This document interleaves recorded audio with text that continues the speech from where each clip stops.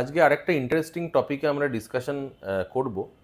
New মমিস thumb এই টার্মটা আমরা বেশ শুনে থাকি এবং পিডিয়াট্রিশিয়ানরা এবং ইয়াং মাদাররা এবং মানে আমাদের মেডিকেল সার্কেলে এই কথাটা খুব চল আছে। নিউ মমিস থাম্ব কাকে বলে থাকি, মানে এটা আমাদের অর্থোপেডিকেরই একটা প্রবলেম, যার জন্য আমি এই ভিডিওটা করলাম। তো নিউ মমিস থাম্বের টেকনিক্যাল টার্ম হলো ডিকোয়ারভ্যান্স টিনোসাইনোভাইটিস, একটি খটোমটো বানানের একটি বড় রোগ, কিন্তু আসলে রোগটা খুব সিম্পল।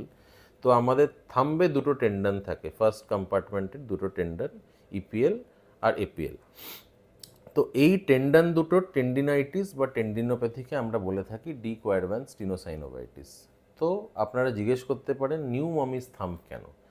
যারা নতুন মা, তারা ধরুন বাচ্চাকে যখন নার্স করে বা বাচ্চাকে তুলতে যায়, তাদের থাম্বের পজিশনটা এরম থাকে এবং এইভাবে বারবার বাচ্চাকে তুলছে বা নার্স করছে বা এইভাবে কোলে নিচ্ছে বা এইভাবে কোলে নামাচ্ছে। তাহলে ওভার ইউজ কোন টেন্ডন দুটোর হচ্ছে? ঠিক এই দুটো ফার্স্ট কম্পার্টমেন্টের টেন্ডন। তাহলে এটা ওভার ইউজ হতে হতে কী হয়, ধরুন 1 মাস 2 মাস বাচ্চার যখন বয়স, ততদিনে ওয়েটও একটু বাড়তে শুরু করে এবং মা সেই ওজনটা তুলতে তুলতে হয়তো উনি ইউজ টু না অত ওভার ইউজ করার থাম্বের।